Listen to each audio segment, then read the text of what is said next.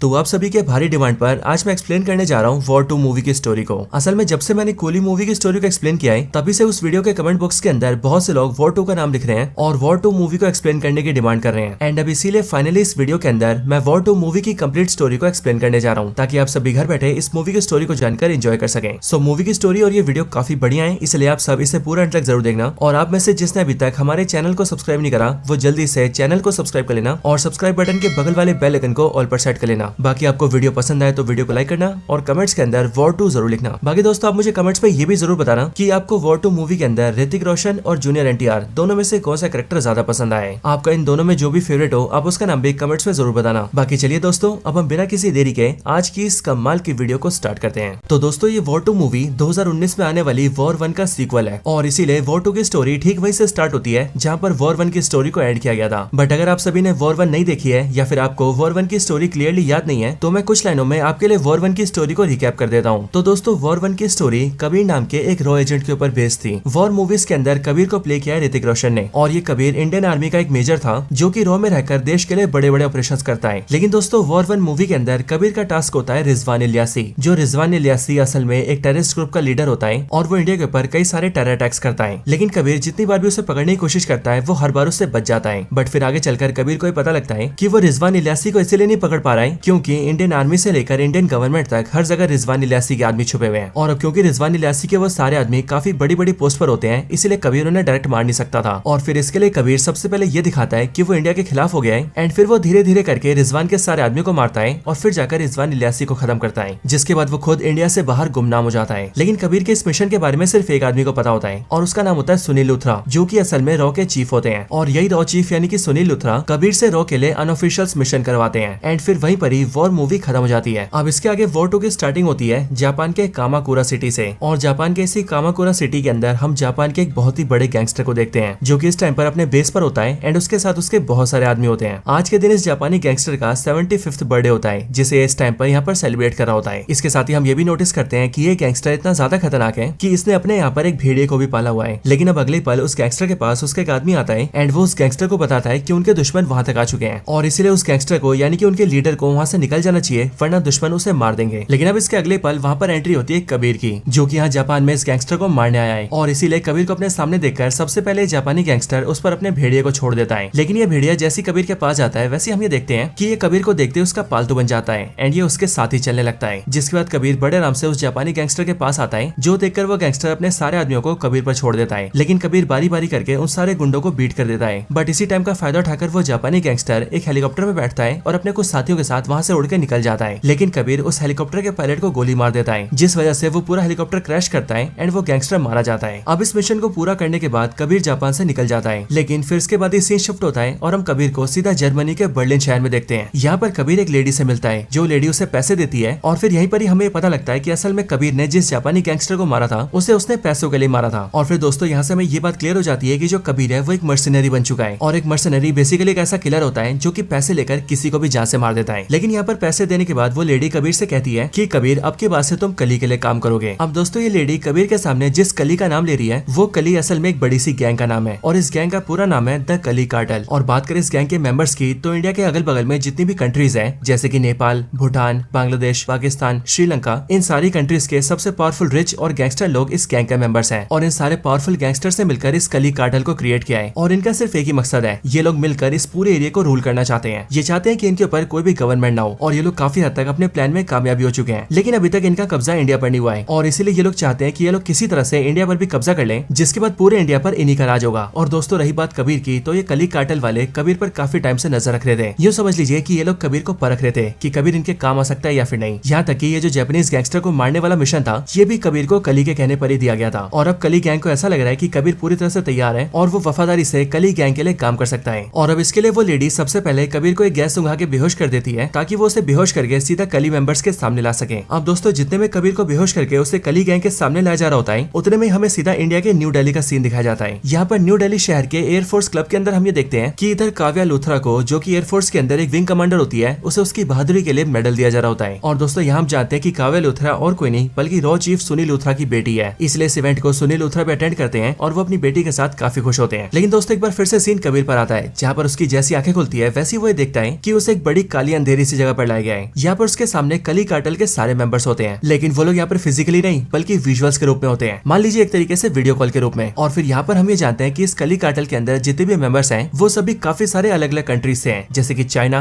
Pakistan, Myanmar, Bangladesh, Nepal, Bhutan और इसी तरह की कई सारी कंट्रीज से। यहाँ पर कली कार्टेल के सारे मेंबर्स कबीर से कहते हैं कि अब से हम चाहते हैं कि तुम सिर्फ हमारे लिए काम करो, और अगर तुम हमारे लिए काम करोगे तो फिर तुम्हें पावर और पैसा दोनों बेशुमार मिलेगा। यहाँ तक कि यही नहीं दोस्तों, बल्कि यहाँ पर हम ये भी नोटिस करते हैं कि इस पूरे कली कार्टेल के अंदर एक मेंबर इंडिया से भी होता है, जिसका नाम होता है गौतम गुलाटी। और यही यहाँ पर कबीर से कहता है कि हम सब लोग मिलकर इंडिया पर भी पूरी तरह से राज करना चाहते हैं, और इसीलिए हमारे इस प्लान को कामयाब बनाने के लिए तुम हमारा साथ दोगे। लेकिन दोस्तों इन सबके साथ ही हम ये भी नोटिस करते हैं कि यहाँ पर कबीर के अलावा एक और आदमी होता है जिसे यहाँ पर बांध कर रखा गया होता है, और इस आदमी को असल में कली कार्टेल वाले लाए होते हैं। एंड वो सब लोग मिलकर कबीर को टास्क देते हैं कि अब अगर उसे कली कार्टेल से जुड़ना है एंड उसके लिए काम करना है तो उसके लिए पहले उसे इस आदमी को मारना होगा। अब दोस्तों कबीर को ये टास्क काफी आसान लगता है, क्योंकि अब उसे कली कार्टेल का भरोसा जीतने के लिए सिर्फ एक आदमी की जान लेनी थी, जो आदमी उसके सामने बंधा हुआ रखा हुआ था। लेकिन दोस्तों जैसे कबीर उसके पास जाता है एंड वो उसके मुंह से कपड़ा हटाता है, वैसे वही देखता है कि उसके सामने बंधा हुआ आदमी और कोई नहीं बल्कि सुनील लूथरा है। वही सुनील लूथरा जो कि न सिर्फ उसका हेड है बल्कि उसके साथ ही वो रॉ का चीफ भी है, और कबीर सुनील लूथरा को अपने फादर जैसा मानता है। यहाँ तक कि दोस्तों यहाँ पर सुनील लूथरा भी कबीर को देखकर उससे कहता है कि कबीर मैं तुम्हें अपने बेटे जैसा मानता था, लेकिन तुमने पूरे देश को धोखा दिया है और तुम भी आखिरकार इस कली गैंग के मेंबर निकले। लेकिन दोस्तों अब इसके बाद ही कहानी सीधा फ्लैशबैक में जाती है और हमें दिखाया जाता है आज से 2 साल पहले का नजारा। 2 साल पहले यूरोप के एम्स्टर्डम शहर के अंदर हम ये देखते हैं कि रॉ चीफ कर्नल सुनील लूथरा कबीर से बैठकर बात कर रहे होते हैं, और यहाँ पर हम ये जानते हैं कि कबीर इंडिया के लिए ऑफिशियली तो एक गद्दार है जो कि देश को धोखा देकर भाग चुका है, लेकिन असलियत में कबीर की सच्चाई सिर्फ सुनील लूथरा जानते हैं, और वही अनऑफिशियल तरीके से कबीर से मिशंस भी करवाते हैं। और वो यहाँ बैठकर कबीर से सबसे पहले इंडिया पर हुए बड़े बड़े अटैक्स के बारे में डिस्कस करते हैं, एंड फिर वो कबीर को बताते हैं कि हमें लगता था कि इन सारे अटैक्स के पीछे आतंकवादी संगठन है, लेकिन असल में ऐसा बिल्कुल भी नहीं है। एक्चुअली में हमारी कंट्री के ऊपर जो भी हमले हुए हैं वो सब किए तो टेररिस्ट ग्रुप्स ने हैं, लेकिन ये काम एक्चुअल में उनसे करवाया गया है, और उनसे ये सब काम करवाने वाला और कोई नहीं बल्कि एक बहुत ही बड़ा गैंग है, जिस गैंग का नाम है द कली कार्टेल। ये कली कार्टेल एक बहुत ही पावरफुल गैंग का नाम है, और अब तक इनके बारे में कोई जानता तक नहीं है। एंड ये सब इसीलिए क्योंकि इस कली कार्टेल के मेंबर्स काफी पावरफुल लोग हैं। ये सब लोग अमीर बिजनेसमैन हैं, पावरफुल पॉलिटिशियंस हैं, और कई सारे तो मिलिट्री हेड्स भी हैं। और ये सब लोग और कोई नहीं बल्कि हमारे आसपास के देशों के लोग हैं, जैसे कि चाइना, पाकिस्तान, नेपाल, भूटान, म्यांमार और इस तरह के देश। और इन्हीं सारे देशों के पॉलिटिशियंस, मिलिट्री हेड्स और बिजनेसमैन इस ग्रुप के मेंबर्स हैं। यहाँ तक की खबर तो ये भी है कि इंडिया के भी कई सारे पावरफुल लोग इस ग्रुप के मेंबर्स हैं, लेकिन वो है कौन इस बारे में कोई नहीं जानता है। हालांकि अगर हम इस कली कार्टेल के प्लान की बात करें तो इनका मकसद पूरी तरह से साफ है। ये इंडिया और उसके आसपास की सारी कंट्रीज पर अपना कब्जा चाहते हैं। यहाँ तक कि इंडिया के आसपास की कई सारी कंट्रीज पर तो इनका कब्जा भी हो चुका है, और इसीलिए अब इनकी नजर है हमारे भारत देश के ऊपर। और भारत पर कब्जा करने के लिए ये हम पर टेररिस्ट के जरिए हमले करवाते हैं, ताकि ये लोग इंडिया को अंदर से कमजोर कर सके और उस पर राज कर सके। अब फिर इसके आगे सुनील लूथरा कबीर से कहते हैं, कबीर तुम्हें कुछ भी करके इस कली कार्टेल को खत्म करना होगा, लेकिन हाँ एक बात मैं तुम्हें यहीं पर बता दूं कि कली कार्टेल के सारे मेंबर्स बहुत ज्यादा पावरफुल है, इसलिए इनसे भिड़ने के लिए तुम्हें सारी हदों को पार करना होगा। असल में इन सब तक पहुंचने के लिए और इन्हें खत्म करने के लिए पहले तुम्हें इनके जैसा बनना होगा। तुम्हें अच्छाई और बुराई के बीच की लकीर को भूलना होगा। तुम्हें भूल जाना होगा कि सही काम क्या होता है और गलत काम क्या होता है। तुम्हें सिर्फ एक ही मकसद याद रखना होगा कि तुम्हें कली कार्टेल तक पहुंचना है और उसे खत्म करना है। कबीर मेरी बात सुनो, ये मिशन तुम्हारी जिंदगी का सबसे बड़ा और सबसे खतरनाक मिशन होगा, और इसीलिए इस मिशन के दौरान मेरी एक बात को हमेशा याद रखना, और वो बात ये है कि इस मिशन को तुम देश के लिए कर रहे हो, इसलिए तुम्हारी प्रायोरिटी सिर्फ और सिर्फ हमारा भारत देश होगा। और इसीलिए इस मिशन के दौरान तुम्हारी लाइफ में कैसे भी सिचुएशन आए, तुम्हें किसी को भी मारना पड़े या फिर बुरे से बुरा कदम भी क्यों न उठाना पड़े, तुम उससे पीछे कभी मत हटना, क्योंकि हमारे लिए हमारा देश सबसे पहले आता है, इंडिया फर्स्ट। अब दोस्तों इसके बाद ये फ्लैशबैक खत्म होता है और कहानी सीधा प्रेजेंट में आती है, जहाँ पर कली कार्टेल गैंग के मेंबर्स के सामने कबीर और सुनील लूथरा होते हैं, और यहाँ पर कबीर को ऑर्डर्स दिए जाते हैं कि वो अपने रॉ चीफ सुनील लूथरा को जान से मार दें। लेकिन यहाँ पर कबीर सुनील लूथरा के पास आकर उनसे कहता है कि मैं आपको नहीं मारने वाला और ना ही मैं आपको यहाँ पर मरने दूंगा। पर इस बात को सुनकर कर्नल लूथरा कबीर को समझाते हैं कि असल में कली कार्टेल के बारे में सिर्फ वही दोनों जानते हैं, और इसीलिए अगर यहाँ पर कबीर ने उसे नहीं मारा तो वो लोग समझ जाएंगे कि कबीर कली कार्टेल के लिए वफादार नहीं है, जिसका मतलब ये होगा कि वो लोग यहाँ पर हम दोनों को ही मार देंगे। और इसीलिए कबीर यहाँ पर चाहे कुछ भी हो जाए, तुम्हें कली का भरोसा जीतने के लिए मुझे मारना ही होगा। वैसे भी कबीर हमारे देश को बचाने के लिए मेरी जान एक बहुत ही छोटी कीमत है। हालांकि ये सारी बातें सुन के भी कबीर मानता नहीं है, और वो कर्नल लूथरा से कहता है, सर यहाँ पर जान देकर सिर्फ आप कीमत नहीं चुकाएंगे, आपके पीछे आपकी एक बेटी भी है जो आपकी जान की कीमत चुकाएगी, साथ ही साथ एक मैं भी हूँ जो आपका शिष्य हूँ, और मुझे भी आपकी जान जाने से बहुत ज्यादा दुख होगा। पर इस बात को सुनकर भी कर्नल लूथरा कबीर से कहते हैं, कबीर तुम एक सोल्जर हो, मेरी बेटी भी एक सोल्जर है, और मैं खुद भी एक सोल्जर हूँ, और हम सोल्जर्स इस टाइम पर एक वॉर में हैं, और इसीलिए इस वॉर को यानी कि इस जंग को जीतने के लिए मेरी जान की कीमत कुछ भी नहीं है। और याद रखना कबीर, चाहे जो भी हो जाए, इंडिया फर्स्ट। और इसीलिए चलो अब जल्दी मुझे शूट करो। कर्नल की सारी बातें सुनकर कबीर को बहुत ज्यादा दुख होता है, लेकिन वो रोते मन के साथ भी कर्नल लूथरा को गोली मार देता है, जिससे कर्नल लूथरा की जान चली जाती है। अब यहाँ पर कबीर जब कर्नल लूथरा को गोली मारता है, तब कली कार्टेल वाले उसकी वीडियो बनाकर उसे इंडिया में रॉ को भेज देते हैं, जिसके बाद ही रॉ के साथ साथ कर्नल लूथरा की बेटी काव्या भी उस वीडियो को देखती है, जिससे कि उसे पता लग जाता है कि उसके फादर को मारने वाला और कोई नहीं बल्कि कबीर है। यहाँ तक कि यही नहीं बल्कि काव्या अपने फादर की लाश को भी देखती है, जिसे देखकर उसे बहुत ज्यादा दुख होता है। अब दोस्तों इसके अगले सीन में हम कबीर को देखते हैं, जिससे मिलने के लिए गौतम गुलाटी नाम का आदमी आता है और ये गौतम गुलाटी और कोई नहीं बल्कि इंडिया की तरफ से कली कार्टेल का मेंबर होता है। यहाँ पर ही गौतम गुलाटी कबीर से मिलकर उससे कहता है कि हम काफी टाइम से चाहते थे कि इंडिया के रॉ में कोई हमारा आदमी हो जो कि हमारे लिए काम करे और अंदर की सारी इन्फॉर्मेशन हमें ला कर दे, ताकि उसके जरिए हम इंडिया को कमजोर कर सके। लेकिन जब तक कर्नल लूथरा जिंदा था तब तक ऐसा करना पॉसिबल नहीं था। बट अब जैसा कि तुमने कर्नल लूथरा को मार दिया है और अब इसीलिए वो लोग रॉ के अंदर अपने आदमियों को डालेंगे। लेकिन हम इन सबके साथ ही गौतम गुलाटी कबीर से हाथ मिलाता है एंड वो उसका कली में स्वागत करते हुए उससे कहता है कि वेलकम टू कली, अब से तुम भी कली के मेंबर हो, वो मेंबर जो कि अब डायरेक्टली हमारे लिए काम करोगे। अब दोस्तों इसके बाद इंडिया में हम कर्नल लूथरा का फ्यूनरल देखते हैं और इसी फ्यूनरल के अंदर हमें ये भी पता लगता है कि कर्नल लूथरा के अब मरने के बाद रॉ चीफ के तौर पर अब किसी और को अपॉइंट किया गया है और अब जो भी रॉ का नया चीफ बना है उसका नाम है विक्रांत कौल, जिसे मूवी में प्ले किया है अनिल कपूर ने। अब यहाँ पर ही अनिल कपूर यानी कि विक्रांत कौल सीधा जाकर काव्या से मिलता है और वो उससे कहता है कि हम तुम्हारे फादर यानी कि कर्नल लूथरा के कातिल को जरूर पकड़ लेंगे और उसे बिल्कुल भी नहीं छोड़ेंगे और उसे पकड़ने के लिए मैं एक टीम भी फॉर्म कर रहा हूँ। लेकिन विक्रांत की इस बात को सुनकर काव्या उससे कहती है कि आपकी उस टीम की मेंबर मैं भी बनना चाहती हूँ, जिसके बाद विक्रांत भी उसे रॉ की उस टीम में ज्वाइन कर लेता है और ये रॉ की वो टीम होती है जो कि सीधा कबीर को पकड़ेगी। अब इसके बाद हम ये देखते हैं कि इसी टीम के अंदर एक और मेंबर होता है और ये मेंबर होता है जूनियर NTR, जिसका मूवी के अंदर नाम होता है मेजर विक्रम, क्योंकि ये भी ठीक कबीर की तरह एक आर्मी का मेजर होता है। यहाँ पर ही मेजर विक्रम के इंट्रोडक्शन के टाइम पर हम उसका एक मिशन भी देखते हैं, जिस मिशन को वो काफी सक्सेसफुली पूरा करता है एंड फिर उसके बाद वो उसी मीटिंग का हिस्सा बनता है जिस मीटिंग के अंदर कबीर को पकड़ने की स्ट्रेटेजी बनाई जाती है। हालांकि मेजर विक्रम को देखकर हमें पता लगता है कि मेजर विक्रम मोस्टली अपने मिशंस को अकेला करना पसंद करता है। इसके साथ ही वो हमेशा ये भी दिखाता है कि वो सबसे बेस्ट है। अब यहाँ कबीर को पकड़ने की इस मीटिंग के अंदर वो लोग ये डिस्कस करते हैं कि अगर उन्हें कबीर तक पहुंचना है तो फिर उसके लिए उन्हें कबीर के किसी करीबी तक पहुंचना होगा। लेकिन अब क्योंकि कबीर की कोई फैमिली नहीं है, इसलिए यहाँ पर काव्या सभी को ये बताती है कि मैं एक ऐसी लड़की के बारे में जानती हूँ जो कि कबीर के काफी क्लोज है। वो सबको बताती है कि आज से काफी टाइम पहले कबीर एक मिशन पर था और उसी टाइम पर उसकी मुलाकात नैना नाम की एक सिविलियन से हुई थी और अब क्योंकि मिशन के टाइम पर ही नैना की मौत हो गई, इसीलिए नैना की एक छोटी सी बेटी जिसका नाम रूही था उसकी पूरी जिम्मेदारी खुद कबीर ने उठा ली और अब इसीलिए हो ना हो कबीर उस रूही से मिलने के लिए तो जरूर जाएगा और रूही इस टाइम पर स्पेन में है, इसलिए हो ना हो कबीर हमें स्पेन में मिलेगा। अब ये सारी बातें डिस्कस करके रॉ वाले अपनी टीम बनाते हैं एंड सीधा निकल जाते हैं स्पेन में ताकि वो लोग कबीर को पकड़ सके। इधर दूसरी तरफ हम ये देखते हैं कि रॉ का अंदाजा बिल्कुल सही था, क्योंकि कबीर भी रूही से मिलने के लिए स्पेन आया होता है। लेकिन असल में कबीर को कली कार्टेल वालों ने पहले ये बता दिया था कि रॉ एजेंट्स उसके पीछे पड़े हुए हैं और इसलिए यहाँ स्पेन में कबीर पूरी तरह से अलर्ट होता है। लेकिन फिर अगले पल वहाँ पर काव्या आती है और वो कबीर के सामने आकर उससे फाइट करती है, जिसके बाद उनके पीछे काफी एक्शन सीन होता है एंड कबीर उन सबसे बच बचाकर रूही को लेकर एक कार के जरिए वहाँ से भागने लगता है। लेकिन अगले पल हम ये देखते हैं कि विक्रम उनके पीछे आता है और वो अपनी कार से कबीर की कार के काफी पीछे आ जाता है। लेकिन तब भी कबीर सबको चकमा दे देता है और वो रूही को लेकर वहाँ से भाग जाता है। अब इसके अगले सीन में हम ये देखते हैं कि कबीर रूही को लेकर सीधा इंडिया आता है और वो वहाँ से सीधा खालिद के घर जाता है। वहाँ पर आकर कबीर खालिद की मदर से मिलता है एंड वो रूही की जिम्मेदारी खालिद की मदर को दे देता है। अब इसके बाद कबीर से मिलने के लिए फिर से गौतम गुलाटी आता है, यानी कि वही कली कार्टेल का इंडियन मेंबर, और वो कबीर से मिलकर उसे नया मिशन देता है। यहाँ पर वो कबीर को एक इंडियन मिनिस्टर की फोटो दिखाता है एंड फिर वो कबीर को बताता है कि ये इंडिया का एक काफी बड़ा मिनिस्टर है जिसका नाम है विलास राव सारंग, और यही विलास राव सारंग इतना पावरफुल मिनिस्टर है कि अगर ये हमारे साथ मिल जाए तो फिर इंडिया पर हमारा काफी दबदबा होगा। लेकिन असल में बात यह है कि विलास राव सारंग ने हमारा साथ देने के लिए मना कर दिया है और अब इसीलिए कली कार्टेल वाले इसे एक बहुत ही बड़ा झटका देना चाहते हैं ताकि इसे पता चले कि कली कार्टेल क्या चीज है। अब इसके आगे गौतम गुलाटी कबीर को बताता है कि यहाँ से ठीक 3 दिन बाद एक प्राइवेट चार्टर प्लेन के अंदर इसी मिनिस्टर विलास राव सारंग की वाइफ और इसका छोटा भाई दोनों सिंगापुर से इंडिया आ रहे हैं और इसीलिए तुम्हें उन दोनों को ही खत्म कर देना है ताकि हम विलास राव सारंग को सबक सिखा सके। और फिर ये मिशन देने के बाद ही गौतम गुलाटी वहाँ से चला जाता है। अब दोस्तों इसके बाद हम कबीर को देखते हैं जो कि किसी और की इंस्टाग्राम आईडी का इस्तेमाल करके सीधा रॉ से मेजर विक्रम से कॉन्टेक्ट करता है एंड वो उसे अकेले में खुद से मिलने के लिए बुलाता है, जिसके बाद ही दोस्तों मेजर विक्रम और कबीर दोनों मुलाकात करते हैं। अब दोस्तों कबीर ये जानता था कि मेजर विक्रम एक काफी डिसेंट आदमी है और अब क्योंकि वो रॉ का एक काफी पक्का एजेंट है इसीलिए होना वो देशभक्त होगा और इसीलिए शायद से वो कबीर की सिचुएशन भी समझेगा एंड अब इसीलिए कबीर मेजर विक्रम से मिलकर उसे सारी सच्चाई बताता है और वो उससे कह देता है कि वो कोई गद्दार नहीं है बल्कि असल में वो अभी भी इंडिया का एजेंट है जो कि अनऑफिशियल तरीके से इंडिया की भलाई के लिए काम कर रहा है। यहाँ तक कि रही बात कर्नल लूथरा को मारने की तो वो भी उसके मिशन का हिस्सा था और खुद कर्नल लूथरा भी मरने के लिए पूरी तरह से तैयार थे। अब दोस्तों कबीर यहाँ पर विक्रम को ये सारी बातें इसीलिए बताता है ताकि विक्रम यहाँ पर कबीर की सिचुएशन समझे और जिन बेगुनाह लोगों को कबीर को मारने के लिए कहा गया है उन सबको विक्रम बचा ले। और इसीलिए दोस्तों यहाँ पर कबीर विक्रम को उन दोनों लोगों के बारे में भी बताता है जिन्हें मारने के लिए उसे गौतम गुलाटी ने कहा है ताकि इन बातों को जानकर विक्रम उन दोनों की जान बचा सके। हालांकि सिर्फ ये नहीं बल्कि यहाँ पर कबीर विक्रम से ये भी कहता है कि कली मेंबर से उसे पता लगा है कि वो लोग रॉ के अंदर अपना आदमी डालने वाले हैं और इसीलिए कबीर को इस बात पर शक है कि कर्नल लूथरा के मरने के बाद जो नया रॉ चीफ आया है यानी कि जिसका नाम विक्रांत कौल है वो हो ना हो कली के लिए काम करता है और इसीलिए यहाँ पर कबीर विक्रम को विक्रांत कौल से सतर्क रहने के लिए कहता है। अब दोस्तों कबीर की सारी बातें सुनकर मेजर विक्रम उस पर भरोसा करता है, जिसके बाद हम ये देखते हैं कि कबीर और विक्रम दोनों दोस्त बन जाते हैं और वो दोनों ये प्लान करते हैं कि जब मजबूरी में आकर कबीर को मिनिस्टर की फैमिली पर हमला करना होगा तब उसे हमले से विक्रम उसे रोकेगा। अब दोस्तों इसके बाद हमले वाला दिन आता है, लेकिन इस दिन हम ये देखते हैं कि मेजर विक्रम मिनिस्टर की फैमिली को खुद ही मार देता है, और वो भी कबीर की आंखों के सामने। ये चीज देखकर कबीर को कुछ भी समझ नहीं आता। लेकिन फिर दोस्तों इसके बाद ही ये बात रिवील होती है कि एक्चुअली में रॉ के अंदर जो कली का आदमी है वो और कोई नहीं बल्कि खुद मेजर विक्रम ही है, यानी कि जूनियर एनटीआर। और यहाँ प्लेन के अंदर ये मेजर विक्रम कबीर को देखकर उससे कप्पू बुलाता है। कबीर जैसी कप्पू नाम सुनता है वैसे ये समझ जाता है कि उसे कप्पू नाम से बुलाने वाला और कोई नहीं हो सकता सिवाय उसके बचपन के दोस्त रघु के। और इसीलिए कबीर ये समझ जाता है कि उसके सामने खड़ा मेजर विक्रम और कोई नहीं बल्कि रघु है, एंड इसीलिए वो भी उसका नाम लेता है रघु। लेकिन दोस्तों इतने में मेजर विक्रम या फिर यूं कहे रघु कबीर को धक्का देता है और उसे प्लेन से नीचे गिरा देता है। अब दोस्तों प्लेन से गिरने के बाद भी कबीर की जान बच जाती है और कबीर सीधा जाकर जंगल में बैठ जाता है। लेकिन रात को वहाँ बैठे बैठे वो अपनी पास्ट लाइफ याद करता है, जिसके बाद दोस्तों हमें पता लगता है कि आखिरकार कबीर और रघु की क्या लाइफ स्टोरी है। अब कबीर की पास्ट लाइफ में काफी साल पहले कबीर के पेरेंट्स की मौत हो गई थी, जिसके बाद कबीर अनाथ हो गया था। लेकिन जब कबीर अपनी लाइफ में बिल्कुल अकेला था तब उसकी मुलाकात हुई रघु से। रघु से मिलने के बाद कबीर और रघु काफी अच्छे दोस्त बन जाते हैं। हालांकि इन दोनों में जहाँ कबीर एक काफी शरीफ और भोला भाला लड़का होता है, वहीं पर ही रघु एक काफी तेज तरार और एक पावरफुल लड़का होता है, जो कि अपने जैसे 3-4 लड़कों को तो ऐसे बीट कर देता है। और इसीलिए जब रघु और कबीर दोस्त बनते हैं तब वो कबीर को अपने जैसे सारे तौर तरीके सिखाता है। वो कबीर को लड़ना सिखाता है, किसी को पीटना सिखाता है, वो कबीर को चोरियां करना सिखाता है और गलत जगहों से निकल के भागना भी सिखाता है, जिसकी वजह से हम भी ये देखते हैं कि कबीर भी काफी बढ़िया हो जाता है। इसके साथ ही दोस्तों रघु कबीर को कप्पू कहता है और समय के साथ साथ इन दोनों की दोस्ती काफी गहरी हो जाती है। लेकिन अब इसके बाद ऐसे एक दिन कबीर और रघु दोनों मिलकर एक चोरी करते हैं, जिसमें कि वो लोग एक दुकान का सामान चोरी करके जा रहे होते हैं। लेकिन फिर उस चोरी के बाद ही उन्हें पुलिस पकड़ लेती है। हालांकि जब पुलिस इन दोनों को पकड़ती है तब यहाँ पर कबीर तो पकड़ा जाता है, लेकिन कबीर रघु को वहाँ से भगा देता है, जिस वजह से रघु पुलिस के हाथों बच जाता है। लेकिन कुछ टाइम बाद ही हमें देखते हैं कि रघु वहाँ पर वापस आ जाता है और वो अपने दोस्त कबीर के लिए खुद को भी सरेंडर कर देता है। अब ये दोनों लड़के 18 साल से नीचे होते हैं, इसीलिए इन दोनों को बाल सुधार केंद्र में डाल दिया जाता है। लेकिन अब इसी टाइम पर इसी बाल सुधार केंद्र के अंदर इंडियन आर्मी से सुनील लूथरा आते हैं, जो कि यहाँ पर आकर यहाँ के बच्चों को एक मौका देना चाहते हैं, ताकि अगर वो लोग चाहे तो देश के काम आ सके और अपनी लाइफ को किसी सही चीज में लगा सके। अब यहाँ पर बच्चों का सिलेक्शन करने के लिए वो यहाँ पर सारे बच्चों का टेस्ट लेते हैं, और इसी टेस्ट के अंदर सुनील लूथरा ये देखते हैं कि कबीर और रघु दोनों इस टेस्ट के अंदर सबसे आगे हैं। लेकिन इस टेस्ट के बाद सुनील लूथरा इन दोनों का इंटरव्यू लेते हैं, जिस इंटरव्यू के अंदर बेसिकली वो उन दोनों के माइंडसेट को देखते हैं। अब इसमें सुनील लूथरा ये नोटिस करते हैं कि जो रघु है उसे देश से कोई प्यार नहीं है, वो सिर्फ अपने आप की सोचता है और वो अपने आप को बहुत ऊपर ले जाना चाहता है। लेकिन वहीं पर ही जो कबीर था उसकी सोच रघु से बिल्कुल उल्टी थी। वो अपने से पहले देश को सोचता था एंड वो देश के लिए कुछ करना चाहता था, और अब इसीलिए सुनील लूथरा कबीर की सोच और उसके इस जज्बे को देखकर उसे देश की सेवा का मौका देते हैं, ताकि कबीर एक इंडियन आर्मी का ऑफिसर बनकर देश को सर्व कर सके। हालांकि सुनील लूथरा कबीर को तो एक्सेप्ट कर लेते हैं, लेकिन वो रघु को रिजेक्ट कर देते हैं। बट वो जाने से पहले रघु से ये भी कहते हैं कि वो 6 महीने बाद फिर से आएंगे, और अगर 6 महीने बाद रघु की सोच में उन्हें फर्क दिखेगा तो वो रघु को भी जरूर एक मौका देंगे, क्योंकि कबीर जैसी काबिलियत रघु के अंदर भी है। हालांकि इसके बाद कबीर रघु से अकेले में मिलने जाता है, बट वो ये देखता है कि रघु बहुत ज्यादा गुस्से में बैठा होता है, और वो इसीलिए क्योंकि सुनील लूथरा ने उसे रिजेक्ट कर दिया था। एंड अब इसीलिए रघु यहाँ पर कबीर से कहता है कि कप्पू अब हम दोनों इस बाल सुधार केंद्र से निकलेंगे और इतने बड़े चोर बनेंगे कि कोई भी पुलिस हमें पकड़ नहीं पाएगी। लेकिन रघु की बात सुनकर कबीर उसे रोक देता है, एंड वो उससे कहता है कि वो ये सब गलत सोच रहा है, उसे ऐसा बिल्कुल भी नहीं करना चाहिए, क्योंकि आगे उनकी पूरी जिंदगी पड़ी है। वो रघु से कहता है कि उसके पास भी एक और मौका है, 6 महीने बाद उसे एक और ट्रायल मिलेगा, जिसमें अगर वो सिलेक्ट हो गया तो फिर वो दोनों इंडियन आर्मी को सर्व करेंगे। बाकी इनके साथ ही कबीर यहाँ पर रघु से ये भी कहता है कि इन 6 महीनों के अंदर वो रघु को सिखाएगा, ताकि जब अगली बार ट्रायल हो तो रघु उसमें पास हो जाए। अब कबीर की इस बात को सुनकर रघु को बहुत गुस्सा आता है, एंड वो कबीर से कहता है कि तूने अब तक सारी चीजें मुझसे सीखी है और अब तू मुझे सिखाएगा। और फिर इसके आगे रघु कबीर से कहता है कि मैंने सोचा था कि हम दोनों मिलकर पूरे देश पर राज करेंगे, लेकिन तुझे तो देश का चपरासी बनना है। लेकिन अगर बनना है तो तू बन, लेकिन मुझे तो देश पर राज करना है, और इसलिए मैं यहाँ से जा रहा हूँ। और फिर दोस्तों ये बोलकर रघु दीवार टाप जाता है एंड वहाँ से भाग जाता है। अब दोस्तों इसके बाद इनकी स्टोरी एंड होती है और हम सीधा प्रेजेंट टाइम देखते हैं। प्रेजेंट टाइम में रघु के पास या फिर यूं कहे मेजर विक्रम के पास गौतम गुलाटी का फोन आता है, और इन दोनों की बातचीत से हमें पता लगता है कि मेजर विक्रम ने गौतम गुलाटी को ये बात पहले ही बता दी थी कि कबीर कली कार्टेल के लिए वफादार नहीं है, और इसीलिए गौतम गुलाटी ने मेजर विक्रम को ऑर्डर्स दिए थे कि मेजर विक्रम पहले कबीर के साथ जाकर मिनिस्टर के भाई और उसकी फैमिली को खत्म करे एंड फिर उसके बाद वो कबीर को भी जान से मार दे। लेकिन अब क्योंकि मेजर विक्रम ने कबीर को जान से नहीं मारा था और सिर्फ धक्का देकर छोड़ दिया था, इसलिए गौतम गुलाटी को ये बात पता चल चुकी है कि कबीर अभी भी जिंदा है, और इसलिए वो यहाँ पर मेजर विक्रम से ये सवाल करता है कि आखिरकार उसने कबीर को क्यों नहीं मारा। लेकिन मेजर विक्रम इस बात का जवाब देते हुए ये बोल देता है कि कबीर बहुत होशियार है और इसीलिए वो उसे चकमा देकर भाग गया। बट ये सुनकर गौतम गुलाटी उससे कहता है कि अगली बार वो कबीर को जरूर खत्म कर देगा। बट ये सुनकर गौतम गुलाटी उससे कहता है कि अगली बार जब भी कबीर उसके सामने आए तो उसे जरूर मारना होगा। लेकिन दोस्तों गौतम गुलाटी की बात सुनकर मेजर विक्रम उससे ये भी कहता है कि अभी गौतम गुलाटी को भी कबीर से सतर्क रहने की जरूरत है, क्योंकि हो ना हो कबीर उसके पीछे जरूर आएगा। और वो इसीलिए क्योंकि गौतम गुलाटी ने कबीर के हाथों से कर्नल लूथरा को मरवाया था एंड कबीर इस बात का बदला लेने उसके पास जरूर आएगा। अब दोस्तों इधर हम भी ये देखते हैं कि मेजर विक्रम बिल्कुल सही था, और वो इसीलिए क्योंकि गौतम गुलाटी इस टाइम पर समुद्र में अपने बोट पर होता है, लेकिन कबीर उसे ट्रैक करता हुआ सीधा उसके बोट पर पहुंच जाता है। और एक छोटे से फ्लैशबैक के जरिए हमें पता लगता है कि जब कबीर गौतम गुलाटी से पहली बार मिला था तब उसने उसके आसपास ट्रैकर्स लगा दिए थे, एंड आज वो उसी को ट्रैक करते हुए यहाँ पर आया है। यहाँ गौतम गुलाटी के बोट पर आने के बाद सबसे पहले कबीर उसके गुंडों को पीटता है और फिर वो उसके सीधा मेन रूम में जाता है, जहाँ जहाँ पर वो ये देखता है कि उसकी मीटिंग इस टाइम पर कली कार्टेल के मेंबर्स के साथ हो रही होती है। अब यहाँ पर ही कली के मेंबर्स से कबीर को ये पता लगता है कि अब क्योंकि वो लोग मिनिस्टर विलास की फैमिली को मार चुके हैं, इसीलिए अब इस मिशन के बाद उनका अगला मिशन है इंडिया का प्राइम मिनिस्टर। और अब कली कार्टेल वाले इंडिया के प्राइम मिनिस्टर को मारेंगे, जिसके बाद वो लोग प्राइम मिनिस्टर की गद्दी पे अपने बंदे को बिठाएंगे और फिर ऐसा होने के बाद ही पूरे इंडिया का कंट्रोल कली कार्टेल के पास होगा। लेकिन दोस्तों यहाँ पर कली कार्टेल के मेंबर्स की बात सुनकर कबीर उनको रोकता है एंड वो उन सभी से कहता है कि वो अपने रहते ये सब कभी नहीं होने देगा। अब इसके बाद ही कबीर गौतम गुलाटी को पकड़ता है एंड वो उसके सर पे बंदूक तान देता है एंड वो उसे मारने वाला होता है कि तभी वहाँ पर रघु यानी कि मेजर विक्रम आ जाता है और फिर मेजर विक्रम वहाँ पर आकर गौतम गुलाटी को कबीर से बचा लेता है। इसके बाद मेजर विक्रम कबीर को निहत्था कर देता है ताकि कबीर उसके ऊपर हमला न कर सके। लेकिन फिर यहाँ पर आने के बाद ही वो पहले गौतम गुलाटी से पूछता है कि सर आप मुझे एक बात बताइए, मैं भी तो कबीर जितना ही काबिल हूँ, सो फिर आखिरकार कबीर की जगह कली गैंग ने मुझे अपने प्लान के लिए क्यों नहीं चुना। गौतम गुलाटी विक्रम की बात सुनकर पहले तो हंसता है एंड फिर वो उससे कहता है कि इस बात में कोई शक नहीं है कि तुम भी बहुत काबिल हो, लेकिन विक्रम असल बात तो यह है कि तुम्हारा कबीर से कोई कंपैरिजन नहीं है और वो इसीलिए क्योंकि हमारे प्लान समझने की तुम्हारी औकात ही नहीं है। लेकिन फिर इस बात को सुनकर मेजर विक्रम सीधा गौतम गुलाटी के सर पे गोली मार के उसे जान से मार देता है और फिर उसका ये प्लान होता है कि गौतम गुलाटी के बाद कली कार्टेल में इंडिया की पोस्ट उसे मिल जाएगी। यहाँ पर विक्रम कबीर से कहता है, देखा कबीर तुम गुलाम के गुलाम रह गए और देखो मैं कितना ऊपर आ गया। लेकिन इस बात पर कबीर विक्रम से कहता है कि तुम बेशक से गौतम गुलाटी की जगह भी ले लो, तब भी तुम कली कार्टेल के नीचे ही काम करोगे। पर इस बात पर विक्रम उससे कहता है कि ऐसा कुछ नहीं होगा, एक बार मैं कली कार्टेल के मेन मेंबर्स में आ जाऊं, फिर उसके बाद मैं उनको भी मारकर सबसे ऊपर आ जाऊंगा। और अब इन सब के बाद मेजर विक्रम सीधा कबीर के सर पे बंदूक तानता है एंड वो कबीर को जान से मारने वाला होता है कि तभी हम देखते हैं कि कबीर अपने वॉच के एक बटन को दबा देता है और हमें पता लगता है कि कबीर ने इस बोर्ड में जगह जगह पर छोटे छोटे बॉम्ब्स लगा रखे हैं जो कि बटन दबाते ही सीधे फटना स्टार्ट हो जाते हैं और फिर इसीलिए उसकी आड़ में कबीर सीधा एक बोट उठाता है और वो वहाँ से जल्दी से भाग जाता है। हालांकि एक दूसरी छोटी बोट को लेकर विक्रम भी कबीर का पीछा करता है, लेकिन तब भी कबीर उसे चकमा देकर भाग जाता है। अब दोस्तों इसके बाद ही मेजर विक्रम फिर से रॉ के पास आता है, जहाँ रॉ के अंदर काव्या और विक्रांत कौल को भी पता लग चुका था कि गौतम गुलाटी को किसी ने जान से मार दिया है। हालांकि इन सब के बाद विक्रांत कौल मेजर विक्रम से कहता है कि अभी कल के दिन हमारी कंट्री के जो पीएम है वो स्विट्जरलैंड जा रहे हैं, क्योंकि स्विट्जरलैंड के डेवोस सिटी के अंदर उनकी एक मीटिंग है और अब क्योंकि उन पर खतरा है इसलिए मैं चाहता हूँ कि मेजर विक्रम तुम उनकी प्रोटेक्शन के लिए जाओ। अब दोस्तों ये बात हम सभी जानते हैं कि मेजर विक्रम कली गैंग से जुड़ा हुआ है एंड अब क्योंकि उसे ही पीएम की सिक्योरिटी के लिए लगा दिया गया है, इसलिए हो ना हो जैसे ये पीएम की सिक्योरिटी के लिए जाएगा तब वैसे ही ये पीएम को जान से मार देगा। लेकिन दोस्तों अब इसके बाद ही हम काव्या को देखते हैं जो कि अपनी पास्ट लाइफ को याद करती है और फिर उसकी पास्ट लाइफ में हमें पता लगता है कि असल में आज से कई साल पहले काव्या और कबीर एक दूसरे से प्यार करते थे, यहाँ तक कि उन दोनों की शादी भी होने वाली थी। लेकिन फिर उसी टाइम पर कबीर को रॉ के लिए चुन लिया गया था। हालांकि काव्या ये चाहती थी कि कबीर रॉ को ज्वाइन न करे और वो दोनों सिर्फ आर्मी में रहे एंड शादी करके अपनी लाइफ बिताए, लेकिन कबीर के लिए इंडिया फर्स्ट था और इसीलिए उसने काव्या को छोड़ दिया एंड उसने रॉ ज्वाइन कर ली, जिसके बाद वो देश के बाहर जाकर मिशन करने लगा। लेकिन दोस्तों इसके बाद ही काव्या का फ्लैशबैक खत्म होता है और फिर प्रेजेंट टाइम में हमें पता लगता है कि असल में कबीर और काव्या की बातचीत हुई है और इसीलिए काव्या सीधा कबीर से मिलने जाती है। या काव्या से मिलने के बाद कबीर उसे सारी सच्चाई बताता है, जिसके बाद काव्या को भी ये पता लग जाता है कि असल में कबीर ने उसके फादर को क्यों मारा था और फिर इसीलिए सारी सच्चाई को जानने के बाद काव्या सीधा कबीर के साथ हो जाती है एंड वो भी उसका साथ देने लगती है। हालांकि यहाँ पर काव्या ये भी जान चुकी थी कि जो मेजर विक्रम है वो भी कली से जुड़ा हुआ है और इसीलिए वो पीएम की प्रोटेक्शन में शायद से पीएम को मार देगा। इधर दूसरी तरफ हम भी मेजर विक्रम को देखते हैं जो कि इस टाइम पर कली के मेंबर्स के साथ मीटिंग कर रहा होता है और अब कली कार्टेल वालों ने उसे गौतम गुलाटी की जगह दे दी होती है। इसके बाद दोस्तों हम फिर से कबीर और काव्या को देखते हैं, जहाँ पर हमें पता लगता है कि जो काव्या है उसकी मिनिस्टर विलासराव सारंग से बातचीत है और इसीलिए वो उसे फोन करती है एंड वो उससे कहती है कि उन्हें पीएम के बारे में बहुत जरूरी बात करनी है क्योंकि इस टाइम पर पीएम की जान खतरे में है। ये बात सुनकर वो मिनिस्टर उन दोनों को मिलने बुलाता है, लेकिन जहाँ पर वो दोनों मिलने जाते हैं वहीं पर ही काव्या और कबीर ये देखते हैं कि उन पर कई सारे गुंडों ने अटैक कर दिया है और इसीलिए उनसे फाइट करने के दौरान ही वो दोनों समझ जाते हैं कि मिनिस्टर विलासराव सारंग भी कली कार्टेल से मिला हुआ है और उसी ने उन्हें मारने के लिए यहाँ पर ये गुंडे भेजे हैं और एक्चुअली में कली कार्टेल का ये प्लान है कि वो लोग पीएम को मारकर मिनिस्टर विलासराव को नया पीएम बनाएंगे, जिसके बाद मिनिस्टर विलास उनके लिए काम करेगा। हालांकि ये बातें जानने के बाद कबीर और काव्या यहाँ पर गुंडों से फाइट करने लगते हैं, लेकिन फिर तभी उन दोनों को बचाने के लिए वहाँ पर विक्रांत कॉल आता है, यानी कि अनिल कपूर रॉ का हेड, और वो यहाँ कर उनकी हेल्प करता है, जिसके बाद वो तीनों मिलकर सारे गुंडों को मार देते हैं। अब इसके बाद ही कबीर को ये भी पता लगता है कि जो विक्रांत कॉल है वो बिल्कुल भी गद्दार नहीं है, बल्कि वो देशभक्त है एंड यहाँ तक कि कर्नल सुनील लूथरा को कली के बारे में खुद उन्होंने ही बताया था। अब हालांकि दोस्तों जो भी गुंडे उन पर हमला कर रहे थे उनमें से एक गुंडा जिंदा होता है और इसीलिए कबीर काव्या और विक्रांत कॉल के साथ मिलकर उसे पकड़ लेता है एंड वो उससे जान जाता है कि आखिरकार उन्हें मारने के लिए मेजर विक्रम ने भेजा था और फिर इसीलिए कबीर उससे कहता है कि वो उसे फोन करके बोले कि उन्होंने कबीर को जान से मार दिया है। इसके बाद वो गुंडा सीधा मेजर विक्रम को फोन करता है एंड वो उससे कहता है कि उन्होंने कबीर को जान से मार दिया है और जैसा कि आपने कहा था हमने कबीर को बिना कोई दर्द दिए मारा है। ये बात सुनकर कबीर की आंखों में भी आंसू आ जाते हैं और वो इसीलिए क्योंकि उसका जो दोस्त रघु था यानी कि मेजर विक्रम वो कबीर को मारना तो चाहता था, लेकिन दोस्त होने के कारण वो ये नहीं चाहता था कि कबीर को मरने में थोड़ा सा भी दर्द हो। अब हालांकि दोस्तों यहाँ पर कबीर मेजर विक्रम तक ये गलत इन्फॉर्मेशन पहुंचा देता है कि कबीर मर चुका है और इसीलिए विक्रम भी इस बात को लेकर टेंशन फ्री हो जाता है कि कबीर उसके सामने नहीं आने वाला। लेकिन अब इसके बाद ही ड्यूटी के हिसाब से वो पीएम की सिक्योरिटी के लिए जाता है, बट वहाँ पहुंचकर उसे पता लगता है कि पीएम के साथ ऑलरेडी विक्रांत कॉल है, क्योंकि एंड मोमेंट पर विक्रांत कॉल ने पीएम की सिक्योरिटी का जिम्मा खुद उठा लिया था। और रही बात विक्रम की तो उसे भेज दिया जाता है मिनिस्टर विलासराव की प्रोटेक्शन के लिए। लेकिन अब विलासराव के पास जाकर जब विक्रम उससे बातचीत कर रहा होता है तब उसी टाइम टाइम पर कबीर एक स्नाइपर गन से विलास राव को जान से मार देता है। इसके साथ ही वो विक्रम की भी छाती पे गोली मारता है, लेकिन कबीर ये मेक श्योर करता है कि जो गोली विक्रम को लग रही है वो उसके दिल से थोड़ी सी दूर लगे ताकि विक्रम की जान न जाए। अब गोली लगने की वजह से मेजर विक्रम बेहोश हो जाता है, लेकिन फिर जब उसकी आंखें खुलती है तब वो ये देखता है कि एक हॉस्पिटल में उसका इलाज चल रहा है एंड उसके सामने कली के मेंबर्स हैं, जो मेंबर्स विक्रम से कहते हैं कि वो एक फेलियर है क्योंकि उसने अपने मिशन को फेल कर दिया है। बट ये बात सुनकर विक्रम उससे कहता है कि उसे बस 24 घंटे चाहिए, 24 घंटे के अंदर अंदर वो कबीर को जान से मार देगा। और रही बात मिनिस्टर विलास राव की, तो बेशक से वो मर चुका हो, लेकिन हम उसकी जगह किसी और को भी खरीद कर पीएम बना सकते हैं, जिसके बाद वो नया पीएम भी हमारी बात मानेगा। अब इसके बाद ही विक्रम सीधा कबीर को फोन करता है एंड उसे अपने पास मिलने के लिए बुलाता है, जिसके बाद ही कबीर विक्रम से मिलने के लिए सीधा एक बर्फीले जगह पर जाता है। अब यहाँ कबीर से मिलने के बाद विक्रम उसे बताता है कि पीएम को मारने का प्लान कली ने ड्रॉप नहीं किया है और इसीलिए तुम्हारे पीएम की जान अभी भी खतरे में है। और दोस्तों हम भी दूसरी साइड ये देखते हैं कि अचानक से मिनिस्टर के काफिले पर हमला हो जाता है, बट दोस्तों वहाँ पर काव्या और विक्रांत कौल दोनों मिलकर उस पूरे मामले को संभाल लेते हैं और वो लोग पीएम की जान बचा लेते हैं। इधर दोस्तों कबीर और विक्रम के बीच बहुत ही खतरनाक फाइट स्टार्ट हो जाती है, जिस फाइट के अंदर वो दोनों एक दूसरे पर बहुत ही जोर जोर से अटैक्स करते हैं और सही में मूवी का ये वाला फाइट सीन बहुत ही कमाल का होता है। इसके बाद इस फाइट के अंदर कबीर विक्रम को बहुत ज्यादा इंजर्ड कर देता है, जिसके बाद विक्रम अधमरा हो जाता है। हालांकि कबीर विक्रम को जान से नहीं मारना चाहता था, लेकिन इतना सब होने के बाद विक्रम अपनी हार को स्वीकार करता है और वो ये भी समझ जाता है कि कबीर हमेशा से सही था, अगर कोई गलत था तो वो खुद। एंड देन इसीलिए दोस्तों विक्रम कबीर को ये बता देता है कि असल में उसने मिनिस्टर विलास राव की बॉडी में बम लगा दिया है और उस बम के फटने के साथ ही पीएम भी मर जाएगा। और दोस्तों दूसरी साइड हम भी ये देखते हैं कि इस टाइम पर काव्या और विक्रांत दोनों मिलकर पीएम को उसके प्लेन में डालकर ले जा रहे होते हैं, लेकिन उसी प्लेन के अंदर मिनिस्टर विलास राव की डेड बॉडी रखी होती है। और अब क्योंकि मिनिस्टर की बॉडी में बम लगाए इसलिए ये बात जानते ही कबीर जल्दी से ये बात काव्या को बताता है, जिसके बाद ही वो विक्रांत कौल के साथ मिलकर मिनिस्टर विलास राव की बॉडी को नीचे फेंक देती है, जिसके बाद मिनिस्टर की बॉडी हवा में फट जाती है और प्लेन ब्लास्ट होने से बच जाता है। और इस तरह से ये लोग मिलकर इंडिया के पीएम की जान बचा लेते हैं। बाकी इधर दोस्तों कबीर से लड़ने की वजह से विक्रम अब अधमरा होकर बेहोश हो जाता है, लेकिन कबीर अपने दोस्त को छोड़ता नहीं है एंड वो उसे कंधे पर डालकर अपने साथ ले जाता है। इसके बाद दूसरी साइड हम ये देखते हैं कि पीएम पर हमला होने की वजह से सारी मीडिया को ये बात पता लग जाती है। अब यहाँ पर विक्रांत कौल मीडिया के सामने बोलता है कि असल में पीएम पर जो भी हमला हुआ वो सारा हमला करने के पीछे कबीर का हाथ था, लेकिन मेजर विक्रम ने उसका पूरा डटकर सामना किया और उसने पीएम की जान बचाई, लेकिन ये सब करने में उसकी खुद की जान चली गई। और दोस्तों अगर आपको याद हो तो ये चीज बिल्कुल वैसी की गई है जैसे वॉर 1 मूवी के एंड में की गई थी। लेकिन अब इन सब के बाद ही 9 महीने बीत जाते हैं और इस 9 महीने बाद वाले सीन में हम ये देखते हैं कि विक्रम अभी भी जिंदा है और वो कबीर के साथ एक मिशन कर रहा है और ये मिशन होता है कली कार्टेल के खिलाफ, जहाँ पर हम ये देखते हैं कि कबीर और विक्रम दोनों मिलकर जहाँ पर कली कार्टेल के सारे मेंबर्स को जान से मारकर कली कार्टेल का दी एंड कर देते हैं। और फिर यहाँ से हमें पता लगता है कि ये दोनों एक बार फिर से पक्के दोस्त बन चुके हैं। अब इन दोनों में से कबीर पूरे भारत देश के लिए गद्दार है, इसलिए वो देश के बाहर है। और रही बात विक्रम की, तो वो देश को बचाते बचाते शहीद हो चुका है, इसीलिए अब ये दोनों ऑफिशियल तरीके से इंडिया के सामने नहीं आ सकते हैं। लेकिन हाँ, अगर कभी भी देश को इनकी जरूरत होगी तो ये हमेशा देश के लिए खड़े हैं। अब इसके बाद जब कबीर और विक्रम कार्टेल के सारे मेंबर्स को मार देते हैं तो फिर वो दोनों अपने अपने रास्ते निकल जाते हैं। लेकिन निकलने से पहले वो दोनों एक दूसरे से कहते हैं कि अब उनके सामने चाहे जो भी खतरा है वो उस खतरे से भाई बनकर मिलकर लड़ेंगे। और फिर इसके साथ ही दोस्तों ये पूरी मूवी खत्म हो जाती है। लेकिन दोस्तों मूवी के खत्म होते ही मूवी के अंदर एक मिड क्रेडिट सीन आता है, जिसमें हम कबीर को रॉ चीफ विक्रम कौल से बातचीत करते हुए देखते हैं और हमें पता लगता है कि कबीर और विक्रांत कौल के बीच सारी चीजें बिल्कुल सॉर्ट आउट है। इसके साथ ही यहीं पर ही कबीर से मिलने काव्या भी आती है, जिसके बाद हम ये भी जानते हैं कि काव्या और कबीर एक बार फिर से एक हो चुके हैं। लेकिन दोस्तों इस क्रेडिट सीन के खत्म होने के बाद ही मूवी में एक पोस्ट क्रेडिट सीन आता है और इस वाले सीन के अंदर हम देखते हैं लॉर्ड बॉबी को, यानी कि एक्टर बॉबी देओल को। और यहाँ पर बॉबी देओल एक छोटी सी बच्ची के हाथ पर एक निशान बनाता है। इस निशान को देखकर ये बच्ची बॉबी देओल से पूछती है कि आखिरकार ये किस चीज का निशान है, जो सुनकर बॉबी देओल उसे बताता है कि ये अल्फा है, ग्रीक अल्फाबेट का पहला अक्षर और साथ ही हमारे प्रोग्राम का मोटो। इसके आगे बॉबी देओल कहते हैं देखा जाए तो हर शहर के अंदर एक जंगल होता है और हर एक जंगल के अंदर सिर्फ राज करेगा अल्फा, और तू भी वही है अल्फा। एंड फिर दोस्तों ये बोलने के साथ ही हम ये देखते हैं कि हमारे सामने अल्फा लिखा हुआ आता है और उसके पीछे वही निशान होता है जो कि लड़की के हाथ पर था, यानी कि अल्फा का निशान। और फिर दोस्तों हमें पता लगता है कि अल्फा नाम की मूवी है जो कि इसी साल दिसंबर को आ रही है। और सिर्फ ये नहीं दोस्तों, बल्कि इस मूवी को लेकर ये भी रूमर्स हैं कि इस अल्फा मूवी के अंदर हमें ऋतिक रोशन का कबीर भी दिखेगा और मे बी इस मूवी में कबीर का कैमियो होगा। बाकी दोस्तों इस अल्फा मूवी की स्टोरी क्या होगी और इसके अंदर हमें क्या क्या दिखाया जा सकता है, अगर आप इस बारे में जानते हैं तो कमेंट्स पे जरूर बताना। बाकी आपको वीडियो पसंद आई हो तो वीडियो को लाइक करना, कमेंट्स के अंदर वॉर 2 जरूर लिखना और वीडियो ज्यादा पसंद आई हो तो वीडियो को शेयर भी करना। बाकी मैं मिलता हूँ आपसे ऐसी किसी और बेहतरीन वीडियो में, तब तक के लिए गुड बाय।